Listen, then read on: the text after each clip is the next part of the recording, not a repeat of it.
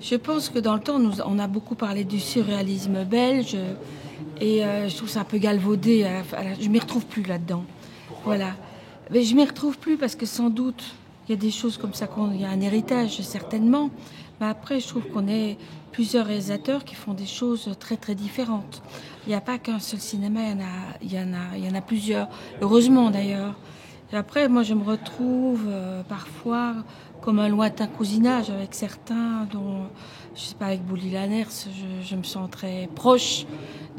Mais je peux retrouver ça en France parce que j'ai rencontré Solveig Anspach récemment et je me dis aussi, on a une forme de cousinage dans la manière de raconter les choses ou de... Pourtant, Solveig Anspach, c'est l'Amérique et c'est l'Islande. Hein, voilà. Donc, et c'est pour ça que je dis, ça n'a rien à voir, c'est pas belge. Donc il y a une internationale des... Et puis en Belgique aussi, il y a autre chose qui naît. Pour le moment, il y a une émergence du côté flamand. Ces dernières années, c'est incroyable ce qui se passe du côté flamand. Avec Bullet et puis Alabama Monroe aussi, je trouve formidable. Donc pas de spécificité. Moi, j'ai du mal avec ça. Maintenant, je ne suis pas une analyste. Et donc, c'est difficile à dire. Il y a peut-être des gens qui seraient plus amènes que moi. J'aimerais qu'on s'arrête sur Henri, sur votre dernier film, sur ce parti pris que vous avez eu de vous intéresser à l'autre dans une singularité qui s'appelle le handicap. D'où vient ce film? Et d'où vient cette idée de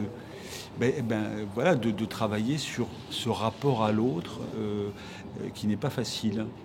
J'avais envie, au départ, de parler du handicap, mais d'un certain angle, c'est-à-dire comme une forme de difficulté qu'un être humain racontait. Et finalement, j'axe plus le fait que ce sont deux solitudes, ce sont deux êtres humains. Et finalement, Rosette, qui est handicapée, a beaucoup plus d'aptitude au bonheur. Elle est aussi, ce que j'ai voulu montrer, elle est très maligne quelque part. Elle est aussi manipulatrice. Et elle a une aptitude au bonheur, elle sait qu'elle veut le bonheur. Elle a cette forme de difficulté, parce qu'elle veut avoir un quotidien comme tout le monde, elle veut l'indépendance, elle veut avoir un travail, elle veut des histoires d'amour. Et Henri, lui, il est fermé. C'est une autre forme de solitude qui est tout aussi compliquée, mais qui est différente. Et ce que j'ai voulu faire avant tout, plutôt parce que quand on parle de handicap, moi je me dis, j'ai plus parlé de la ressemblance que la différence. Et d'ailleurs, Pippo Del Bono, qui a fait le rôle d'Henri, à la fin, il disait, je sais pas qui est le plus fou des deux. Mais ça, c'est son leitmotiv. Hein, oui, mais j'ai voulu traiter de l'humain. C'est vrai que c'est son leitmotiv, mais c'est l'humain qui est au centre. Et j'espère aussi, parce que je savais que la difficulté à filmer peut-être des êtres, des personnes déficientes mentales, ça allait être ça, le regard. C'est savoir à la bonne distance à laquelle on pouvait se placer. Et que je voulais pas de regard, pas de pathos, pas tomber dans la sensiblerie, mais de remettre l'humain, toujours l'humain, au centre. Quel est le travail en amont? Comment est-ce qu'on se prépare à affronter le handicap? Mais on peut rencontrer des personnes handicapées, on en croise tout le temps. Mais surtout, comment est-ce qu'on accepte de regarder son propre regard, finalement? Il y a une mise en abîme qui est courageuse ou qui est risquée parfois. Justement, elle est risquée, oui. Parce qu'il y a le pathos. Et je sais que j'ai eu envie, pour le groupe en tout cas, je voulais pas filmer parce que c'est fascinant, des personnes, c'est fascinant. C'est-à-dire qu'on sent bien qu'elles ont les mêmes problèmes que nous, c'est pour ça, elles ont les mêmes problèmes que nous, très intérieurement. Il y a juste une autre manière de se conduire socialement, finalement. C'est un autre code. Et donc, c'est aller vers ce code. Et moi, expressément, je voulais pas les filmer malgré eux et trouver des choses un peu... je voulais éviter... Je m'explique pas très bien, mais je trouvais que le danger de mon film était là. Et j'étais voir les acteurs du théâtre de l'Oiseau-Mouche, voilà, qui sont formidables. Mais ma question, qui était quand même très délicate à poser, et je l'avais d'abord posé à Stéphane Frimat, est-ce que c'est éthique de demander à des acteurs d'être son propre rôle, d'être une personne déficiente mentale? Pose-leur la question. Et c'était ma première question. Ça a été très très douloureux, cette question. C'est-à-dire qu'il y en a qui ont pleuré, il y en a qui ont dit « nous on laisse nos problèmes au vestiaire ». Et là je dis « mais moi comme actrice, je ne peux faire qu'avec ce que je suis. C'est une part de ce que je suis, une part de ce que j'invente. Et vous, c'est la même chose, vous êtes acteur. Vous avez une richesse à amener. » Et c'est très intéressant, ce dialogue. Sur l'oiseau-mouche, une anecdote, quand c'est créé il y a une trentaine d'années, ce qu'on demande comme comédie, ou en tout cas comme spectacle, à ce centre d'apprentissage par le travail qui est constitué en troupe théâtrale, c'est du mime.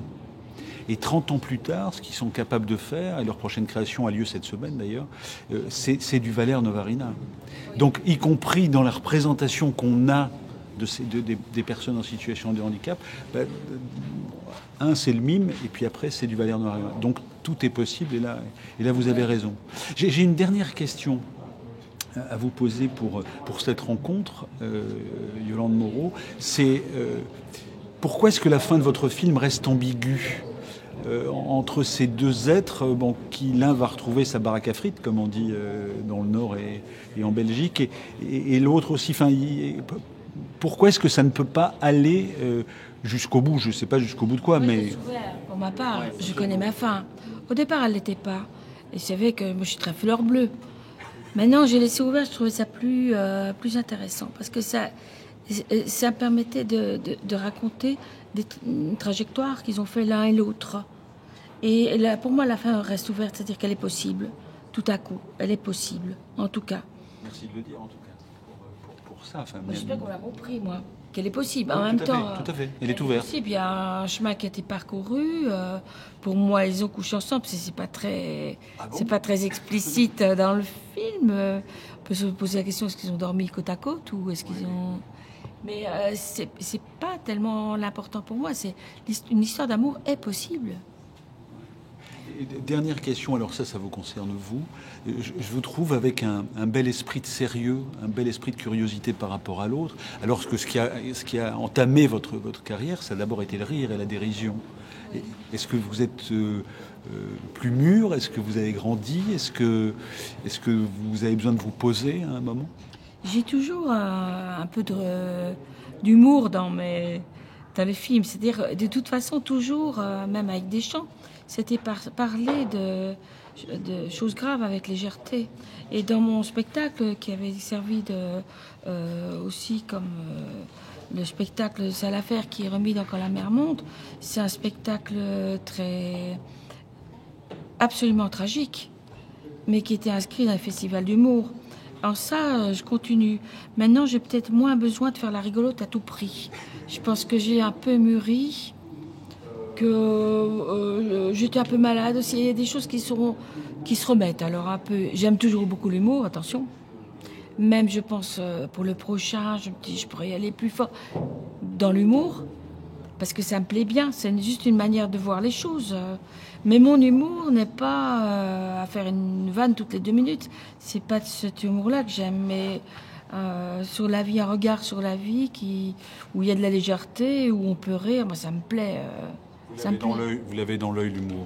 Oui, puis bon, je trouve même dans Henri, il y a plein de moments où moi, quand j'entends les spectateurs rire, j'adore. Merci Yolande Moreau, merci d'avoir été dans Des mots de minuit, une suite. Merci.